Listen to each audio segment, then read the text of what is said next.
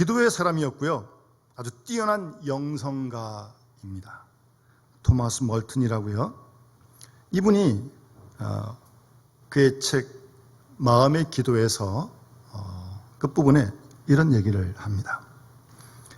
오늘날 그리스도인에게 있어서 가장 중요한 요구는 기도의 정신으로 키워진 내적인 진실이다. 즉, 하나님께 대한 찬미와 사랑, 그리스도의 재림을 위한 열망, 하나님의 영광, 하나님의 진리, 하나님의 정의, 그리고 현실 속에서 하나님의 왕국을 구축하려는 갈망이다. 이게 지금 현대 그리스도인들에게 가장 중요한 요구라는 겁니다. 우리들에게 지금 한번 이분의 이 깊은 내용을 마음에 꼭 새기실 수 있길 바랍니다. 그러면서 지금 이 시간 예배하는 우리 모든 믿음의 식구들의 한 분 한 분 마음 속에 정말 하나님께 대한 찬양과 사랑이 충만한지, 그리고 주님의 재림을 기다리는 갈망이 있는지 한번 스스로 물어보시고 진단해 보시고요. 하나님의 영광, 하나님의 진리, 하나님의 정의, 그리고 현실 안에서 하나님의 나라, 하나님의 왕국을 구축하려고 하는 그런 갈망이 내 마음속에서, 우리 교회 속에서 얼만큼 불타오르는지 한번 여러분 스스로 우리 교회를 돌아볼 수 있길 바랍니다.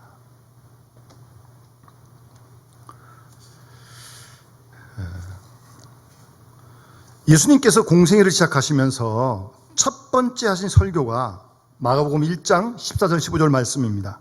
때가 찼고 하나님 나라가 가까웠으니 회개하고 복음을 믿으라고 말씀하셨습니다. 그게 첫 번째 설교이자 예수님의 그 전 공생애 사역 전체를 한마디로 요약한 말씀이죠. 때가 찼다. 하나님 나라가 가까웠다. 그러니 회개하고 복음을 믿어라. 그 사역을 3년 동안 십자가 돌아가기 전까지 하셨고 제자들에게 가르치신 거죠. 그래서 우리 지난 봄에 필사를 했습니다만 산상수훈 5장 8목 말씀에도 심령이 가난한 자는 복이 있나니 천국이 그들의 것입니다. 천국이요. 하나님 나라가 우리의 것이라는 겁니다. 심령이 가난한 자에게 그런 복을 주시겠다고 말씀하시고요. 그리고 의를 위해 박해를 받은 자는 복이 있나니 천국이 그들의 것입니다. 예수님의 설교 가운데 보게 되면 천국, 하나님 나라에 대한 말씀이 참 많습니다. 그걸 위해 오셨고 그걸 전파하시는 거니까. 그리고 마태복음 9장에 보면 예수님의 사역을 요약한 한 절, 35절 말씀을 들 수 있는데, 예수께서 모든 도시와 마을에 두루다니사 그들의 회당에서 가르치시고 천국 복음을 전파하시고 모든 병과 모든 약한 걸 고치셨다라고 말씀하고 있습니다.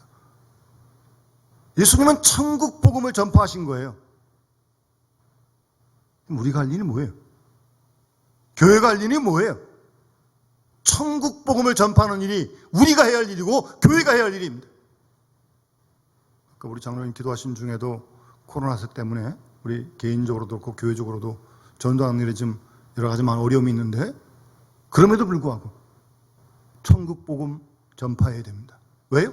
주님께서 하신 일이니까, 또 주님이 원하시는 일이니까, 그게 우리가 교회가 해야 할 일이니까 천국 복음 전파해야 됩니다.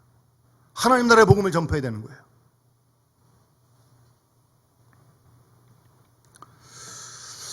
그렇게 생각해 보면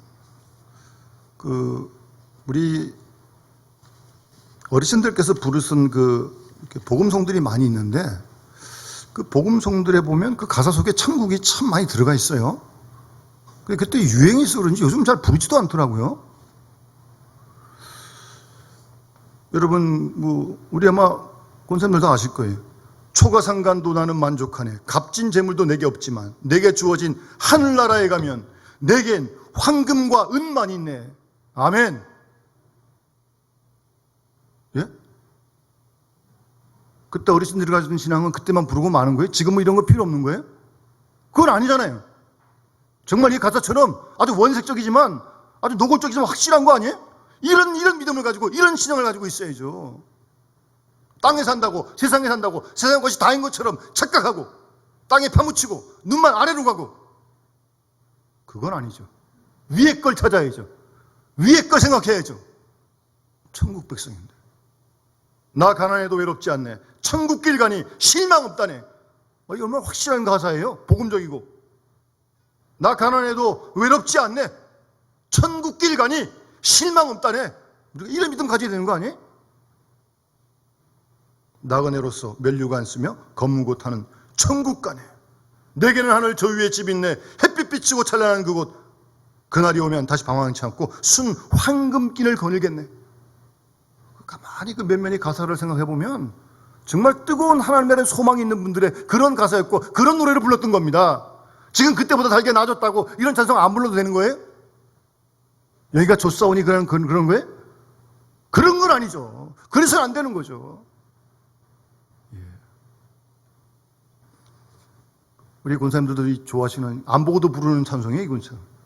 이제 내가 살아도 주 위에 살고 이제 내가 죽어도 주 위에 죽네. 하늘 영광 보여주며 날 오라 하시네. 할렐루야 찬송하며 죽게 갑니다. 정말 참 우리가 이 신앙 이런 마음을 고백해야 되는 거 아니에요? 내가 이제 떠나도 저 천국 가고 이제 내가 있어도 주 위에 있네. 주 우리 예수 찬송하며 나는 가겠네. 천군 천사 나팔부며 마중 나오네. 그런 믿음의 눈으로 천국을 바라보면서요.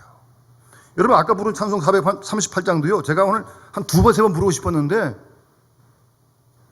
시간 관계상 한 번밖에 못 부르지만 이번 주 계속 부르시고 매일매일 부르시기 바랍니다. 예? 이 찬송이 우리의 신앙의 고백 아니에요? 예수 믿고 죄진 벗고 보니 슬픔 많은 이 세상도 천국으로 화하도다. 주님의 얼굴 뵙기 전에 멀리 뵈던 하나님 나라 잘 보이지도 않았는데 내 마음속에 이루어지니 날로 가깝도다. 아멘. 그런 신앙, 그런 하나님 나라를 소망하는 높은 산이 거친 들이 초막이나 궁궐이나 내 주 예수 모신 곳이 그 어디나 하늘나라. 예? 내 주 예수 모신 것이 그 어디나 하늘나라예요. 내 마음도 우리 가정도 교회도 어떤 고난의 현장 속에서도 병원에서도 내 주 예수 모신 것이 그 어디나 하늘나라. 이 나라를 우리가 누려야 되는 거 아니에요? 그게 신앙 아닙니까? 복음 아니고요?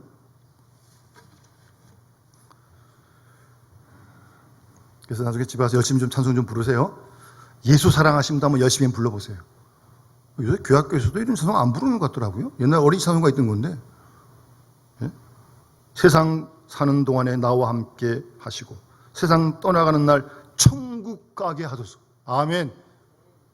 이런 믿음을 가지고 사는 거죠 우리가요. 그래서 성경을 보면 이 하나님 나라 천국을 많이 말씀하시는데 어떤 공간적인 의미의 천국 분명히 있습니다.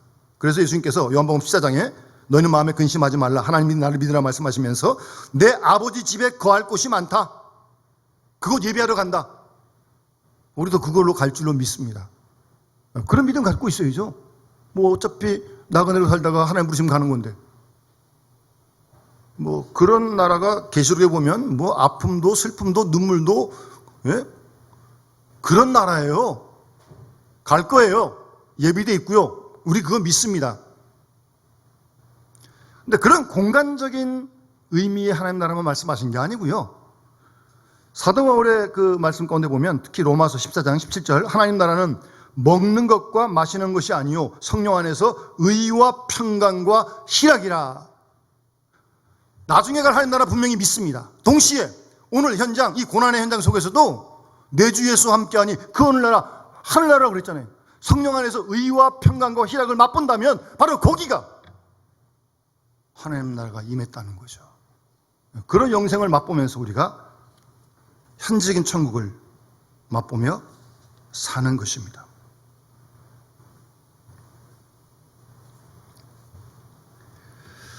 오늘 마태복음 13장 본문 말씀, 특히 마태복음 13장에는 이 천국에 대한 비유가 많이 나옵니다. 그 오늘 본문 앞에 가라지 비유도 나오고요. 오늘 본문 겨자씨, 그 다음에 이어지는 누룩, 그 다음 내려다보면 밭에 감추인 보화와 같다 천국이, 또 좋은 진유를 찾는 장사와 같다, 또 천국이 바다에 치고 각종 물고기를 모으는 그물과 같다. 계속 지금 천국에 대한 말씀을 하고 있어요. 비유로.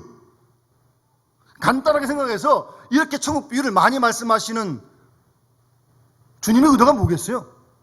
그만큼 빈도수가 많다는 건 중요하다는 거 아니에요? 예?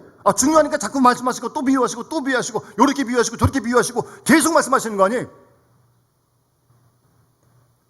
우리가 천국에 관한 관심 가져야 됩니다, 여러분. 이 교회가 무슨 주식회사도 아니고요. 예? 이익을 창출하는, 여기가 무슨 장사하는 곳입니까? 천국의 모형 아닙니까? 천국의 원리를 따라가는 것이 교회 아니에요.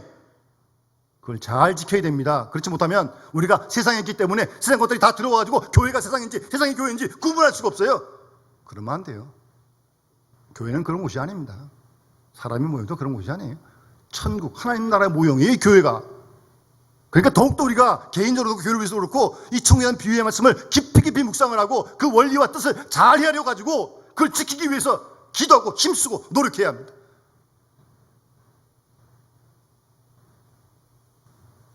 잘못하면 교회가 아니고 무슨 교회가 뭐 개모임인지 뭐 종치대인지, 예? 무슨 회사 기업인지 그렇지 않습니다. 그렇게 해서는 안 됩니다.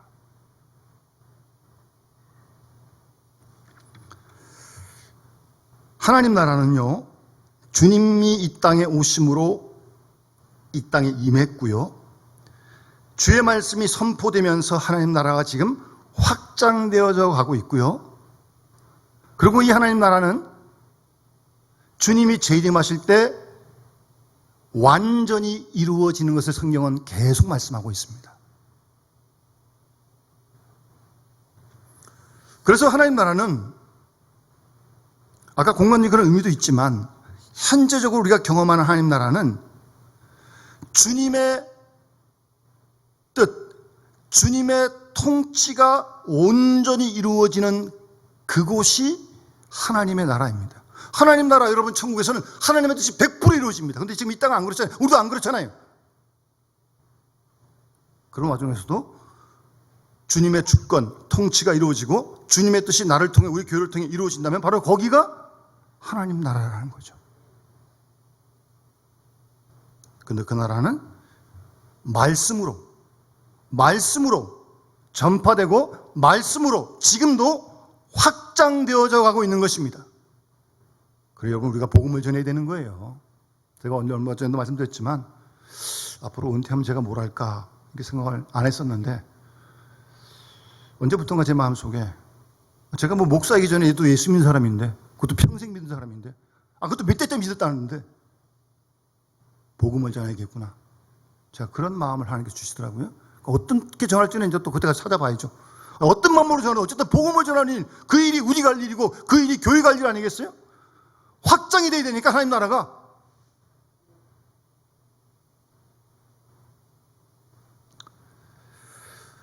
왜 그런데 하필이면 오늘 본문에서 겨자씨 하늘과 같다 그렇게 말씀하셨을까? 거기에 이제 우리의 관심을 모아야죠. 네? 자기 밭에 심은 겨자씨 하늘 같다. 천국이, 하나님 나라가. 여러분, 겨자씨는요, 혹시 보신 분 계시겠지만 좁쌀보다 더 작습니다. 콧김에로 날아갈 만큼. 제가 벌써 10여 년 전인가요? 우리 노회에서 우리 교인들과 함께 성지순례 갈 때 다른 건 제가 못 사와도 겨자씨 한 병은 제가 들고 왔습니다.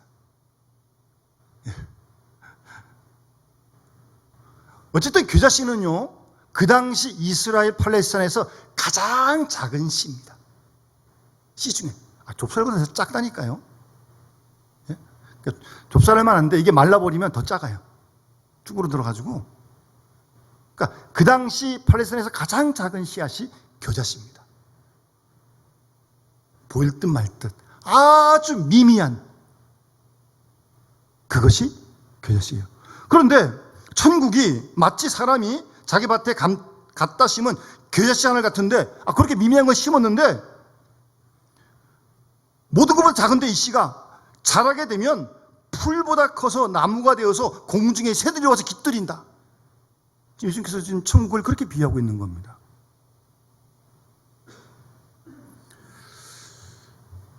전의 성경에 보면 풀보다 커서 나무가 됐다 그랬는데, 전의 성경에는 나물이라고 돼 있어요. 우리 전에 개역 성경에는. 지금 나무라고 번역을 했는데, 정확히 얘기하면 이 겨자씨는요, 나무는 아닙니다. 이렇게 아람들이 큰 이런 그런 나무 아닙니다.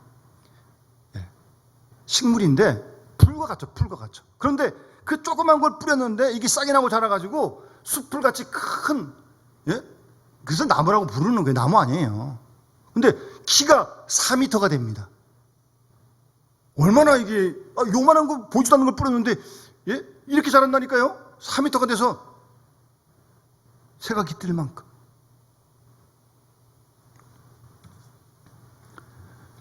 무슨 말입니까? 하나님 나라는요, 가장 작은 것이 가장 크게 자란다고 하는, 거기에 일단 예수님의 말씀에 의도가 있는 겁니다. 가장 작은 것이, 정말 작은 시라니까요. 근데 그게 가장 크게 자란다니까요. 천국이 그와 같다. 하나님 나라가 그와 같다. 이런 내용은 자꾸 묵상을 해야 됩니다. 가장 작은 것. 여러분, 우리 기독교가 가장 작게 시작해서 가장 큰 기독교가 된 거 아닙니까? 복음을 증거하는 그런 거 아니에요? 어떤 믿지 않는 가정에 한 사람에게 복음을 들어갔더니 그 복음이 가정의 모든 식구를 다 구원하지 않습니까? 한 사람부터 시작하는 거예요. 아주 작은 것부터 시작하는 거예요. 거기서 크게 되는 거예요. 종교개혁도 그런 거 아니에요? 10월 마지막 주가 종교개혁 주일인데, 마틴 루터라고 하는 그 한 사람, 그 당시의 수도사, 아주 미미한 그저 한 사람일 뿐이에요. 그 한 사람, 그 작은 겨자씨가 종교개혁이라는 그 엄청난 역사를 이루고 지금 개신교가 태어난 거 아니에요? 잘 보세요. 여러분, 우리 한국교도 마찬가지입니다. 세계교회가 주목할 만큼 성장한, 정말 하나님의 축복을 많이 받은 교회인데요,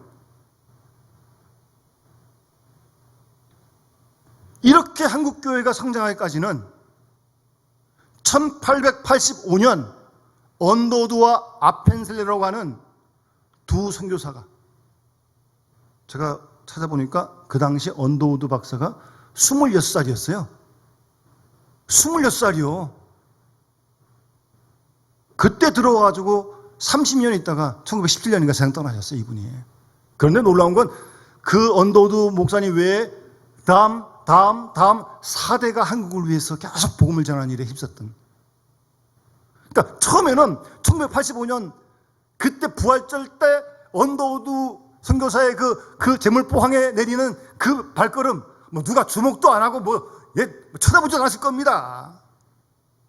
정말 작고 작은 미미한 그 한 발걸음이 한국교회를 이만큼 성장하게 된 거 아니에요? 정말 작은 것이 큰 숲을 이루는 거 아니에요? 하나님 나라가 그와 같다는 겁니다. 잘 생각하세요. 그때 당시 혼자 들어왔는데 사람들이 관심이나 갖습니까? 다 이상한 생각하고 막 그랬잖아요. 눈도 찔러보고 막 그랬잖아요. 그 당시에. 눈이 까맣지도 않고 막 보러 그러니까. 예? 관심도 없었다니까요. 지금 103년이 지나서 이렇게 될지 누가 알았냐고요. 아무도 몰랐던 거예요. 그러나 하나님은 그 작은 씨앗을 통해서 구원의 역사, 성경 역사를 이루고 계셨던 거예요, 여러분. 어떤 현상을 너무 함부로 쉽게 자기 눈으로 판단하지 마세요. 이랬다 저랬다 그렇게 판단하는 게 아닙니다. 더 크게 거시적으로 보면서 하나님의 관점에서 볼 수 있는 그런 눈이 필요한 거지. 그게 믿음의 눈이지. 세상 사람은 똑같이 눈에 보이는 대로 그냥, 그거 아니에요. 그렇게 하면 안 돼요. 잘 보세요.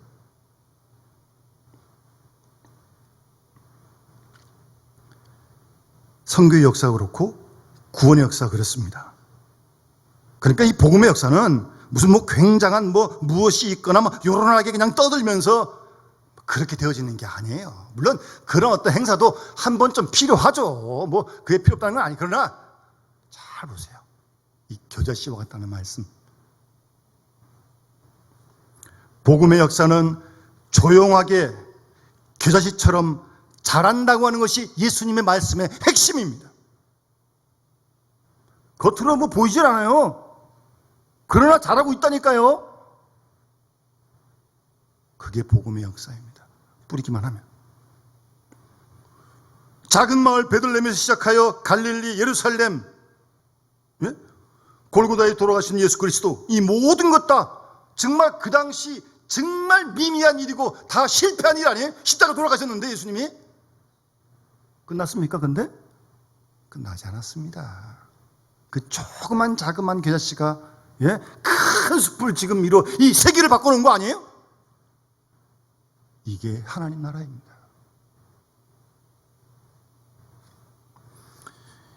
예수님 제재만 봐도 신통치가 않아요. 예수님 돌아갔을 때 다 도망가고, 가룟 유다는 팔질 않나, 베드로는 성질 급해가지고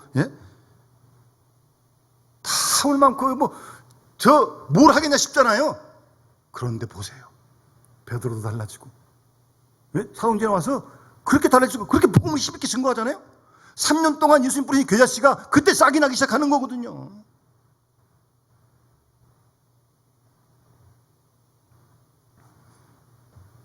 작게, 미미하게 시작하여 큰 역사를 이루어가는 것이 복음의 역사이고 교회입니다. 그리고 겨자씨는요, 비록 가장 작지만 중요한 건 그 겨자씨 속에 생명이 있어요. 미미하고 보일 듯 말 듯 정말 가장 작은 씨지만 그 속에 생명이 있다니까요. 만약 우리 앞에 한 줌의 콩이 있고 지금 금딱지 시계가 있다. 여러분 뭘 택하시겠어요? 보나마나 금시계 택하시겠죠. 부쩍부쩍하고 비싸니까. 교환 가치를 보면 이게 더 나아요. 그런데 만약 콩 한 줌과 금시계 가지고 무인도에 들어갔다. 뭐가 필요할 것 같아요? 금시계 필요 없어요. 거기서는 콩 심어가지고 농사져가지고 먹는 게 사는 길이에요. 그러니까 너무 이렇게 현세적으로 물질 가치로만 판단하지 마. 교환 가치로만 판단해서는 안 돼요.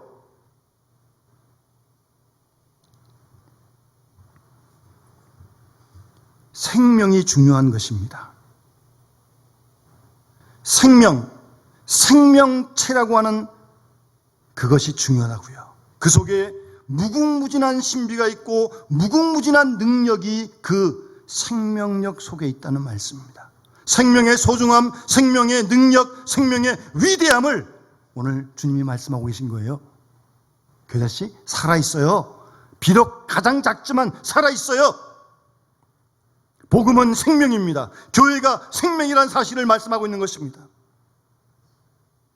따라서 생명의 소중함, 그것은 살아있는 거기에 있다는 말씀입니다. 그러니까 중요한 것은 생명이 있느냐 없느냐, 죽었느냐 살았느냐, 그게 중요한 것이, 아무리 작은 것이라 할지라도 살아있기 때문에 그것은 크게 봐야 돼요. 비록 작지만 생명이 있는 것은 어쨌든 아주 큰 것입니다.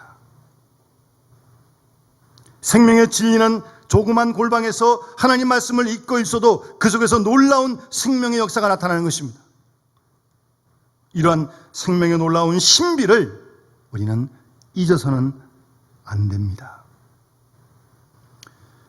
예수님께서 하시는 말씀은 그 복음 진리가 사람이 보기에는 겨자씨 같지만 그 복음 진리가 살아있어요. 복음이 살아있잖아요. 생명이 있다는 말씀입니다. 따라서 눈에 보이는 대로 판단할 것도 아니고 물질로만 판단해서도 아니고 크다 작다 사람의 눈으로 그럴 문제가 아니란 말씀입니다. 생명의 문제, 살아있느냐 죽었느냐, 그것이 중요한 것입니다.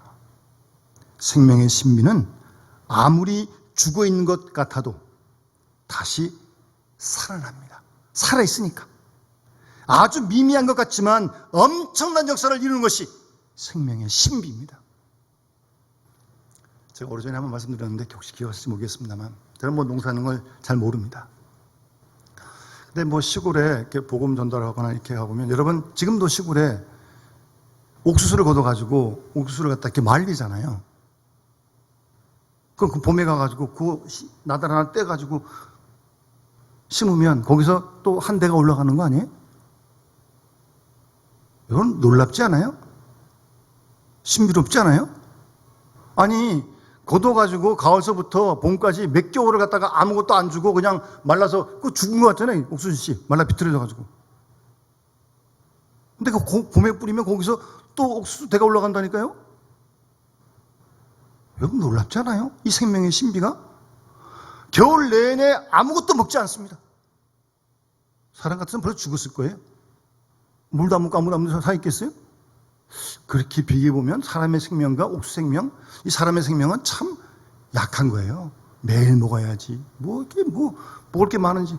옥수수는 딱 걸어놓고 가을, 겨울, 봄까지 안 먹어도 되잖아요?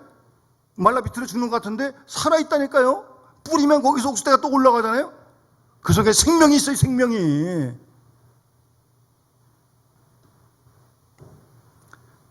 주님은 오늘 계자씨로 천국을 말씀하시면서 생명의 신비를 소중하게 여기라는 겁니다.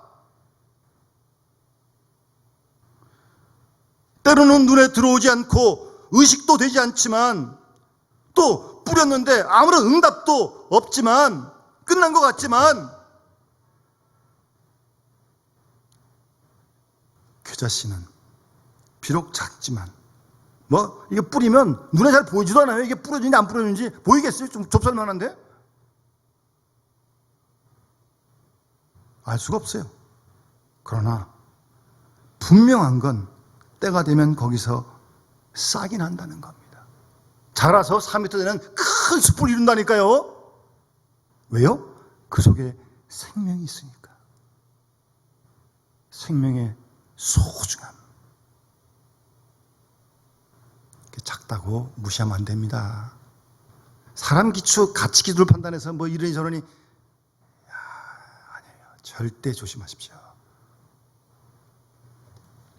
제가 전에 교회 어떤 우리 집사님 부모님이셨는데, 이분은 교회 안 나오셨어요. 어떤 어려운 질병에 걸려서 곧 세상을 떠나게 되셨는데, 꼭 목사님을 한번 모시고 싶다는 거예요. 자기는 교회 안 나왔으면서. 집사님 아드님이 부탁하니까 제가 갔죠. 그래서 제가 물었습니다. 노고주고. 선생님, 어떻게 교회도 안 나오셨는데 세상 떠날 때쯤 저를 부르셨습니까? 그랬더니 그분이 하신 말씀이, 목사님 죄송합니다. 제가 그 당시 이제 군미학교죠. 초등학교 때 교회 몇 번 갔습니다. 친구 따라서. 연필 준다 그래서 갔다 그러더라고요. 그때는 이렇게 하고 그러면 연필 주고 그러잖아요. 학용품 귀할 때니까. 그거 받았대요. 받고 그때 배운 찬송이 예수 사랑하심은 성경에서 배웠네. 그때 좀 배웠다는 거예요. 그리고 이제 다 안 믿는 분이니까 몇 번 가다가 그냥 그만뒀다는 거죠. 그러길 60년 지났는데 교회는 안 가도 이렇게 지나가다가 교회 십자가 보이면 좀 마음이 끌리기도 하고, 언젠가 내가 교회 가야 되겠다. 누가 또 이 교회에 대해서 안 좋게 얘기하면 그런 거 아니라고 반박도 해주고 그랬다는 거예요. 그래서 이제 곧 세상을 떠나게 됐어요. 죄송합니다, 목사님. 저를 위해서 좀 기도해 주시고, 예? 그래서 제가 기도해 드리고 예수 사랑하심을 부르면서 이분이 천국 갔을 줄 믿습니다. 60년 전에, 예? 뿌려진 조그만 복음의 씨앗이 60년 지나서 그가 세상을 떠날 때 그로 하여금 예수를 믿고 구원받고 천국 가도록 그렇게 만든 거 아니에요? 살아있습니다. 복음 속에 생명의 능력이 있어요. 뿌리세요. 뭐 나니 안 나니 뭐 판단하지 마세요. 뿌리기만 하세요. 뭐 있니 없니 효과가 없다. 그렇게 쉽게 말하지 마세요. 예? 60년 지나서도 복음의 역사가 일어나는데 뿌리기만 하세요. 부지런히 뿌리세요. 여러분 잘 아시는 미국의 아브라함 링컨 대통령, 학교 정규 교육은 1년도 받아보지 못한 사람입니다. 예? 이분은 8살 때 어머니가 돌아가셔가지고요, 두 번째 어머니가 8살 때 키우셨는데, 이분이 이 아브라함 링컨에게 성경을 가르쳤고 문화책을 읽혔다 그럽니다. 근데 이분이 또 14살 때 또 돌아가셨어요. 참 어려운 시절을 보냈어요. 그 후에 아브라함 링컨이 대통령이 되면서 취임식 때 조그만 북해 성경을 들고서 오늘 내가 대통령이 된 것은 이 성경 때문입니다. 내 어머니가 나에게 준 바로 이 성경 때문입니다. 그렇게 외치면서 대통령 취임을 했다고 합니다. 뭐 8살 때, 9살 때 성경 배웠으면 얼마나 배웠겠어요? 뭐 신학을 공부했겠어요? 뭐 했어요? 그럼에도 불구하고 그 두 번째 어머니가 가르쳐준 조그만 복음의 씨앗이 아브라함 링컨 속에서 자라니까 그런 미국의 큰 인물을 만들지 않습니까? 눈에 보이지 않는다고 희미하게 자신 없이 볼 것 아닙니다. 당장 알아듣지 못해도 자녀들에게 말씀을 전해주고 읽어주고 가르쳐줘야 합니다. 복음을 뿌려야 됩니다. 제가 이제 제 후배가 북한 사역을 하는데요, 한번 만난 적이 있는데 북한 여러 번 갔다 온 그런 후배 목사입니다. 이런 얘기를 하더라고요. 다른 건 다 모르겠는데 북한 상당히 지금도 어렵거든요. 타가소, 타가 산호는 아주 최고랍니다. 최고. 타가소. 여러분 뭐 가끔 뭐 이렇게 뉴스 이렇게 보시죠. 김일성 뭐 이럴 때 뭐 야 무슨 여기 사진 들어가 있는 그것만 뭐 비가 와 젖어도, 여러분 그게 거짓말 아니에요. 정말 그 북한 주민들에게는 우상의 우상, 하나님의 하나님. 왜 이렇게 된 줄 알아요? 어려서부터 그걸 시키는 거예요, 교육을. 이거 동지가 줬다. 이거 수령이 줬다. 애들은 뭐 어리니까 그냥 그대로 듣는 거 아니에요?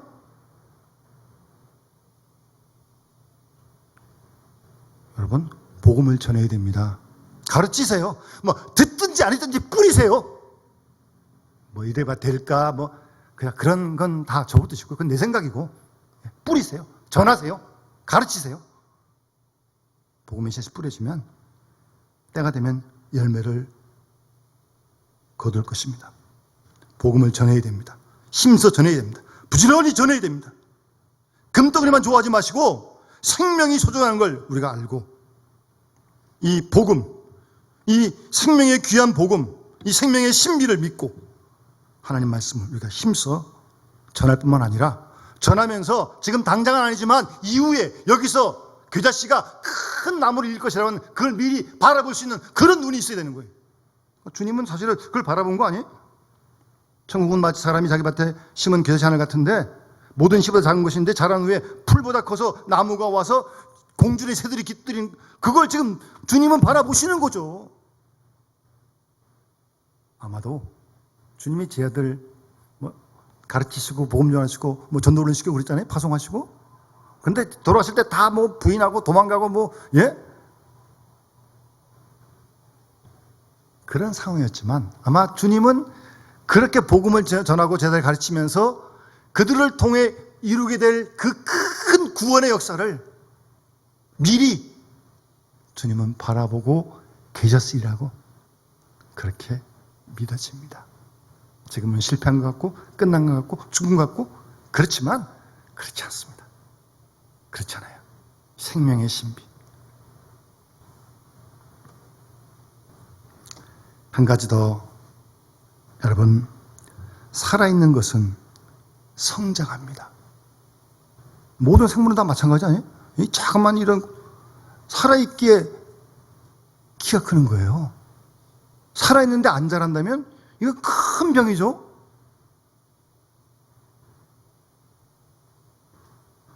우리 속에 있는 이 복음의 역사도 계속 성장하여야 합니다. 이 교회 속에 뿌려진 생명의 구원의 복음도 힘있게 성장해야 합니다. 하나님 말씀이, 복음이 여러분의 삶을 얼만큼 지배하십니까? 자라가야 돼요. 자라가야 돼요. 전에는 말씀을 무시했는데, 듣지도 않았는데 언제부턴가 말씀이 자꾸 마음에 기억나면서 그 말씀을 따를 수밖에 없도록 내 속에서 어떤 변화가 일어나는 거예요. 예? 그래서 에베소 4장 13절 말씀에 우리가 다 하나님의 아들을 믿는 것과 아는 일에 하나가 되어 온전한 사람을 이루어 그리스도의 장성한 분량이 충만한 데까지 이르르니. 살아있는 생명은 성장을 멈출 수 없습니다. 우리 개인도 마찬가지고 교회도 마찬가지입니다. 절대 멈출 수 없습니다. 멈춰지지 않습니다. 살아있으니까 확장되어져야 합니다. 여러분,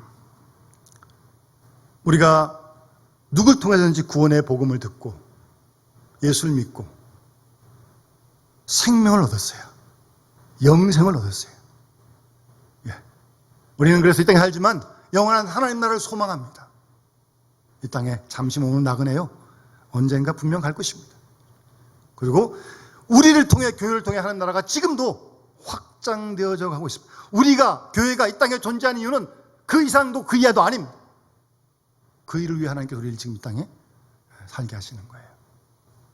하나님 나라가 확장되어져야 합니다. 그래서 복음을 전해야 되는 거예요.